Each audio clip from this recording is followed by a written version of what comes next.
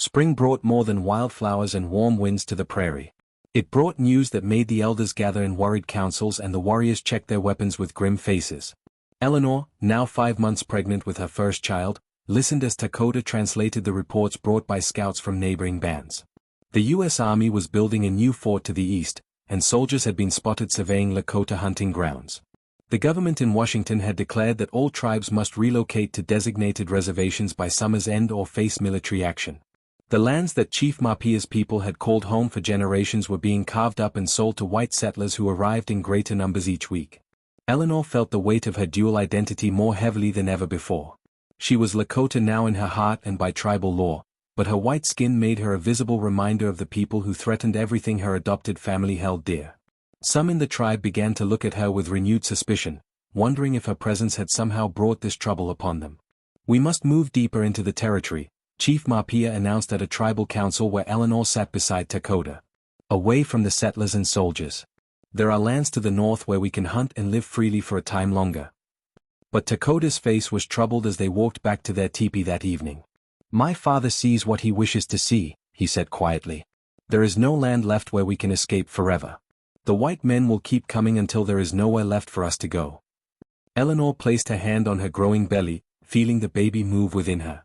"What will we do? What kind of world will our child be born into?" Lakota pulled her close, his strong arms encircling her. "We will fight if we must. We will run if we can. We will survive because that is what our people have always done. And our child will know both worlds. Perhaps that is the gift you bring us, Eleanor. A bridge between two peoples." The tribe began preparations to move their camp. Teepees were taken down, belongings packed onto travois pulled by horses. Eleanor worked alongside the other women despite her pregnancy, refusing special treatment even when Winona scolded her for lifting heavy bundles. She needed to prove her commitment now more than ever. They traveled north for 3 weeks, following game trails and ancient pathways known only to the Lakota. The journey was exhausting, but the land they reached was beautiful and rich with buffalo. For a brief time, it seemed possible that they might find peace here, that the troubles might pass them by. Eleanor gave birth to her daughter during the moon when the chokecherries are ripe. The labor was long and difficult, attended by Winona and 3 other women who chanted prayers and offered herbs to ease the pain. When the baby finally emerged, crying lustily into the world, Eleanor wept with relief and joy. Lakota came in to meet his daughter, his face transformed by wonder as he held the tiny bundle. "She has your eyes," Eleanor whispered, exhausted but radiant. "She has your spirit," Lakota replied, his voice thick with emotion. "She will be strong. We will name her Zitkala, little bird, because she will soar between 2 worlds and fear neither." For 6 precious months, Eleanor knew a happiness so complete it frightened her. She learned the songs mothers sang to their babies, the prayers for protection and blessing. She watched her daughter grow strong and healthy, nursed her under the vast prairie sky, and felt gratitude for every moment of this life she had found. But the peace was fragile and short-lived. The soldiers found them in early winter. The attack came at dawn when the camp was just waking. Eleanor heard the gunfire before her mind could process what it meant. Lakota was on his feet instantly, reaching for his rifle. "Take Zitkala and run," he commanded.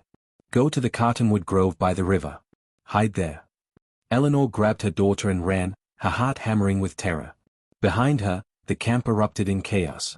Women screamed, children cried, men shouted battle cries and fired weapons.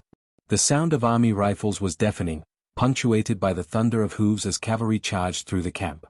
She ran with a speed born of pure maternal instinct, clutching Zitkala to her chest, the baby wailing in fear. Other women and children fled in the same direction, all of them seeking the shelter of the trees. Eleanor reached the grove and pressed herself behind a massive cottonwood trunk, trying to quiet her daughter with whispered reassurances in her breast. From her hiding place, she could see the carnage unfolding. The soldiers showed no mercy, firing indiscriminately at anything that moved. Teepees burned, sending black smoke into the pale morning sky. She saw people she knew, people she loved, falling under the onslaught. She saw Winona trying to shield a group of children, saw her cut down by a soldier's blade. Eleanor's scream caught in her throat, strangled by horror and the desperate need to stay silent for her daughter's sake. Tears streamed down her face as she watched her world being destroyed. The fighting lasted for what felt like hours but was probably less than one. When the soldiers finally withdrew, they left behind a scene of utter devastation. More than 40 people lay dead, including women and children. The camp was destroyed, food stores burned, horses stolen or scattered. Eleanor emerged from hiding when the shooting stopped, still clutching Zitkala. She searched frantically through the wreckage and bodies, her heart in her throat, calling Takoda's name. She found him near what had been their teepee, wounded but alive.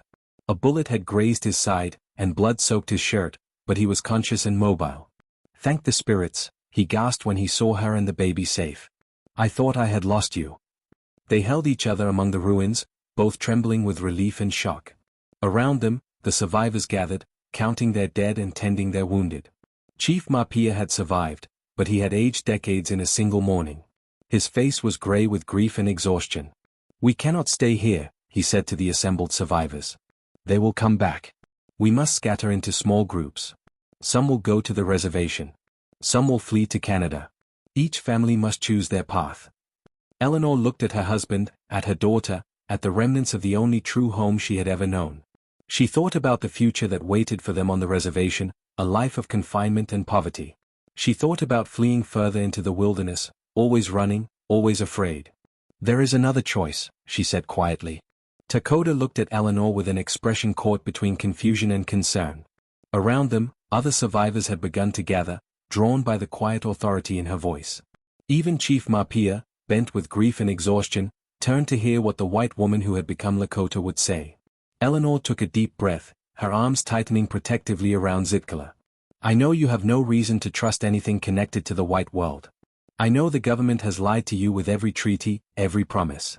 But I also know that I am part of both worlds now. My daughter is part of both worlds. And perhaps that is not a curse but a tool we can use." Takoda's eyes narrowed, though not with anger, with understanding. He knew his wife's mind well enough to see where this was going. "What are you proposing?" "Let me go to the army fort," Eleanor said, her voice growing stronger despite the fear that clawed at her insides. "Let me speak to the commanding officer. I can tell them what happened here. I can tell the newspapers what I witnessed. The eastern cities still have people who believe in justice, who are horrified by massacres of women and children.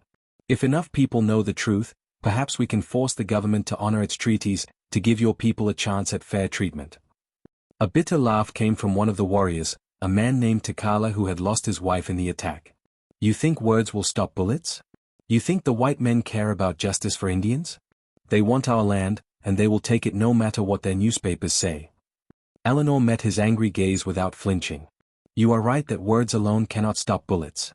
But words can change minds, and minds can change laws. I know it seems impossible, but doing nothing is also a choice. A choice that ends with all of you either dead or imprisoned on reservations where you will slowly die anyway. At least let me try to give you a chance at something better." Chief Mapia spoke for the first time, his voice heavy with the weight of leadership. "And what makes you think they will listen to you? You are one woman. You have no power in the white world." "No," Eleanor agreed. "But I have a story that newspapers will pay to print. A white woman who married a Lakota chief's son, who lived among your people, who witnessed an unprovoked massacre. The Eastern readers love stories like mine. They will read every word. And once enough people read the truth, the government will be forced to respond." Takoda's hand found hers, his grip tight. "It is too dangerous. If you go to the fort, they might arrest you. They might take Zitkala from you. They might see you as a traitor to your race." "That is a risk I am willing to take," Eleanor said firmly. "Our daughter deserves a future where she does not have to choose between her mother's people and her father's people. Where she can walk in both worlds with pride. I cannot give her that by hiding in the trees while everything you have built is destroyed." The debate continued as the sun climbed higher in the sky. Some argued for Eleanor's plan, seeing it as the only chance for peaceful survival. Others insisted it was naive at best, treacherous at worst. But gradually, as the reality of their situation sank in, more voices joined Eleanor's side. They had tried warfare and been overwhelmed by superior numbers and weapons. They had tried fleeing and been hunted down. Perhaps words, the white man's own weapon, could succeed where others had failed. Finally, Chief Mapia raised his hand for silence. "Eleanor is right that we have few choices left. I do not trust the white government. I do not believe in the goodness of their hearts. But I believe in her heart. She has proven her loyalty to us many times. If she believes she can help, we should let her try. The worst that can happen is what will happen anyway if we do nothing." Takoda pulled Eleanor aside, his face etched with worry. "I should go with you." No, Eleanor said gently but firmly. Your people need you here. And if both of us go to the fort, we put Zitkala in even more danger. If something happens to me, she needs her father. She needs someone who can teach her the Lakota ways, who can help her understand where she comes from. I cannot lose you, Dakota whispered, his forehead pressed against hers. You are my heart. You are my breath. Without you, I am nothing. Eleanor felt tears spill down her cheeks. You will not lose me. I promise I will come back. I did not survive everything I have survived just to fail now. Trust me, husband. Trust that the strength you have given me will see me through this. They held each other for a long moment, their daughter nestled between them. Finally, Dakota pulled back and nodded. Go then. Speak your truth. Show them what they have done. And come back to me, wife. Come back to us. Eleanor left at dawn the next day, riding one of the few horses the soldiers had not taken. She carried Zitkala in a cradle board on her back, the baby's dark eyes taking in the world with solemn curiosity. 2 warriors accompanied her part of the way, ensuring she reached the main trail safely before turning back. The ride to the fort took 3 days. Eleanor used the time to prepare her words, to rehearse the story she would tell. She knew she had one chance to make an impact. If she failed, if she was dismissed or arrested or worse, it would all be for nothing. The weight of her people's hopes pressed on her shoulders like a physical burden. Fort Randall appeared on the horizon on the afternoon of the 3rd day. The American flag snapped in the wind above the wooden walls, and Eleanor felt a complex tangle of emotions at the sight. This flag had once represented her homeland, her identity. Now it represented the people who had murdered Winona, who had destroyed her camp, who wanted to erase the Lakota from the earth. She rode up to the main gate, her chin held high despite her fear.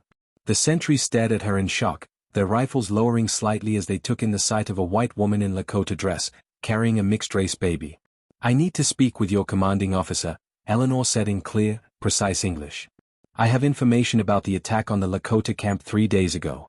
Information that he needs to hear. The sentries exchanged glances, uncertain how to respond. Finally, one of them said, Wait here. I'll fetch the captain. Captain William Morrison was a career soldier in his 40s, his uniform crisp and his mustache perfectly waxed. He emerged from the fort's headquarters building with an expression of barely concealed curiosity. When he saw Eleanor, his eyebrows rose significantly. He said carefully. I'm Captain Morrison. I understand you have information about the recent Indian troubles. Indian troubles, Eleanor repeated, her voice cold. Is that what you call the massacre of women and children? The murder of people who were sleeping peacefully in their camp when your soldiers attacked without provocation? Morrison's expression hardened. I think you'd better come inside. We have much to discuss. The captain's office was sparse and functional, dominated by a large wooden desk covered with maps and reports. Eleanor sat in the chair Morrison indicated, settling Zitkala on her lap. The baby had been remarkably quiet during the journey, as if sensing the importance of her mother's mission. Now she looked around the strange room with wide, curious eyes. Morrison sat behind his desk and studied Eleanor for a long moment. Before we begin, I need to understand who I'm speaking with. You're clearly a white woman, but your clothing and that child suggest you've been living with the hostiles. May I ask your name? My name is Eleanor Morrison Dakota, she replied, emphasizing her married name. I was born in Philadelphia. I came west 2 years ago as a mail-order bride. The man I was supposed to marry was killed, and I was rescued by the Lakota. I married Chief Mapia's son, and this is our daughter, Zitkala. The captain's face registered shock, then disgust quickly masked by professional neutrality. Eleanor had expected this reaction. To men like Morrison, she had committed the ultimate betrayal of her race by marrying an Indian and bearing his child. I see, Morrison said carefully. And now you've come here to report on Indian activities. No, Eleanor said firmly. I've come to report on army activities. 3 days ago, soldiers from this fort attacked our camp at dawn. We had given no provocation. We had committed no raids, stolen no property, harmed no settlers. Your men killed 43 people, including 16 women and 12 children. They burned our food stores, destroyed our homes, and stole our horses. I was there. I saw it all. Morrison's expression had gone cold. Those were lawful military operations against hostiles who refused to relocate to the reservation as ordered by the government. Lawful? Eleanor's voice rose despite her determination to remain calm. Is it lawful to shoot children? Is it lawful to murder women trying to protect their families? I watched your soldiers cut down a grandmother who was shielding children with her own body. Please explain to me what law justifies that. The captain stood abruptly, his hands flat on the desk.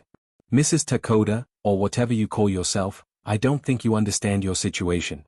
You've admitted to living with hostile Indians, to marrying one of them, to producing a half-breed child. In the eyes of the law, you are a white woman who has abandoned her people and joined the enemy. I could have you arrested right now. Eleanor stood as well, meeting his glare with one of her own. Then arrest me, Captain. Put me in chains. But you should know that I've already written letters to 3 newspapers in Chicago and New York describing what I witnessed. Those letters are with a trader who will mail them if I don't return safely within 10 days. And once those newspapers publish my story, complete with my name and the name of this fort, you will have to answer some very difficult questions. It was a bluff, but Morrison didn't know that. Eleanor watched as calculation replaced anger in his eyes. He was a political creature as well as a military one, and he understood the potential disaster she represented. What do you want? He asked finally, sitting back down. I want you to arrange safe passage for Chief Mapia's band to a reservation where they will be treated fairly and given adequate supplies to survive the winter. I want guarantees that no further military action will be taken against them. And I want a formal investigation into the attack on our camp. Morrison laughed bitterly. You want the moon, in other words. Mrs. Lakota, you may not be aware, but the government's patience with Indian resistance is at an end. Orders have come down from Washington to use whatever force necessary to clear these territories for settlement. Your husband's people can either go peacefully to the reservation or be forced there at gunpoint. Then at least let them go peacefully, Eleanor pressed. No more attacks. No more massacres. Let them surrender with dignity and be treated with basic humanity on the reservation. And in exchange, you'll keep your story out of the newspapers. Eleanor hesitated. She had hoped to achieve both goals, safety for her people and public accountability for the massacre. But Morrison was offering her a choice, and she had to decide which mattered more. I will delay publication, she said slowly. If conditions on the reservation are humane, if Chief Mapia's people are treated fairly, the story need never be published. But if you betray this agreement, if one more person dies unnecessarily, I will make sure every newspaper in the country knows what happened here. Morrison considered this for a long moment. I'll need to send a telegram to my superiors. You'll wait here under guard until I receive a response. For 2 days, Eleanor was confined to a small room in the officer's quarters. A soldier's wife, Mrs. Patterson, brought her food and fresh water, treating her with a mixture of pity and revulsion. The woman couldn't seem to stop staring at Zitkala, as if the child were some exotic creature rather than a baby. How could you do it? Mrs. Patterson finally asked on the 2nd day, her curiosity overcoming her discretion. How could you marry one of them? Have a baby with one of them? Eleanor looked at the woman's narrow face, at the judgment written in every line. I married a man who treats me with respect and kindness. A man who sees me as an equal partner, not property to be managed. A man who has more honor in his smallest finger than most white men have in their entire bodies. That is how I could do it. Mrs. Patterson retreated quickly, scandalized. Eleanor smiled grimly and returned her attention to Zitkala, who needed changing and feeding. Whatever happened next, her daughter would be cared for. On the 3rd day, Morrison summoned Eleanor back to his office. His expression was unreadable as he gestured for her to sit. I've received authorization from the territorial governor to offer Chief Mapia's band safe escort to the Red Cloud Agency reservation. They will be given provisions for the winter and allowed to settle without further military harassment, provided they go peacefully and immediately.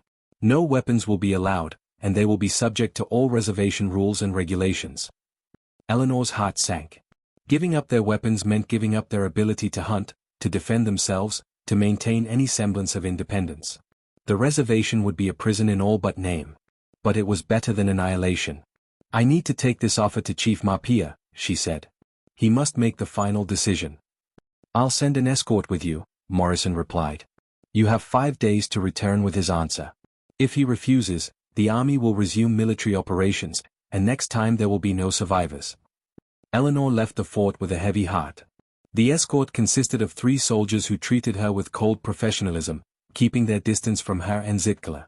They rode in silence toward the location where the tribe had agreed to relocate after the attack.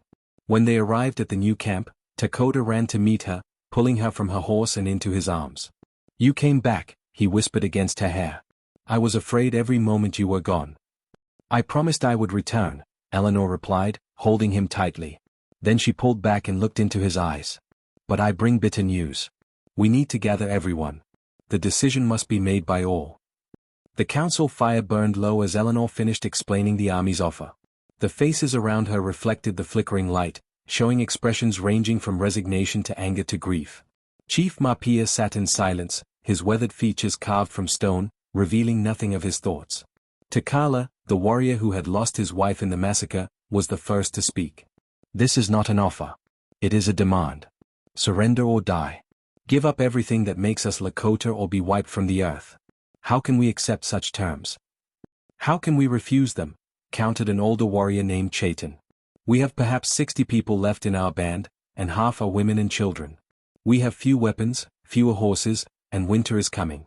If we run, they will hunt us down. If we fight, they will kill us all. The reservation is a cage, but at least in a cage we live. The debate raged for hours. Some argued for fleeing north to Canada, where Sitting Bull and others had found refuge. Others insisted on staying and fighting, preferring death to the slow starvation of reservation life. Still others saw the Army's offer as the only realistic path to survival, however grim that survival might be. Eleanor sat beside Dakota, saying nothing. This was not her decision to make, and she would not presume to advise these people on matters of such weight. She had done what she set out to do, bought them time and a chance at survival. What they chose to do with that chance was up to them. Finally, Chief Mapia raised his hand for silence. The assembly fell quiet, waiting for their leader's words. I am old, the chief began, his voice carrying despite its softness. I have seen many changes in my life. When I was young, the buffalo were so numerous they shook the earth with their passing. Our people moved freely across lands that stretched beyond sight. We answered to no one but the spirits and our own consciences. Those days are gone, and they will not return in my lifetime or yours. He paused, looking around the circle at his people. Some of you want to fight. I understand this. There is honor in fighting for what we believe in. But there is also honor in surviving so that our children and grandchildren can keep our stories alive. The white men want our land, and they have the numbers and weapons to take it. This is the truth we must face. The chief's eyes found Eleanor and Zitkala. My granddaughter is part of two worlds. Perhaps this is the message the spirits send us. Perhaps the future is not in keeping ourselves separate from the white world, but in learning to exist within it while holding on to what makes us Lakota. Our language, our stories, our values, our connection to the sacred. These things live in our hearts, not in any particular piece of ground. Dakota spoke for the first time, his voice thick with emotion. Father, what you say is wise, but it breaks my heart. How do we live as Lakota in a place where they will try to make us into white men? Where they will take our children and force them to forget their language and their ways? We do what our people have always done, Chief Mapia replied. We adapt. We endure. We find ways to keep our souls alive even when our bodies are confined. And we trust that the spirits who have guided us through every trial will guide us through this one as well. The vote, when it came, was not unanimous. 5 warriors chose to leave and head north to Canada rather than accept reservation life. The rest, including Dakota and his father, agreed to accept the Army's terms. There were tears around the fire that night, both for those who were leaving and for the life they were all losing. The journey to Red Cloud Agency took 12 days. The Army escort kept close watch, ensuring no one tried to escape. Eleanor rode beside Dakota, Zitkala strapped to her back, watching the land change as they moved east. This was the same route she had traveled 2 years earlier as a desperate mail-order bride. Now she was returning as something entirely different, carrying with her the hopes and sorrows of a people fighting to survive. The reservation, when they finally arrived, was worse than Eleanor had imagined. Rows of wooden buildings that looked more like barracks than homes.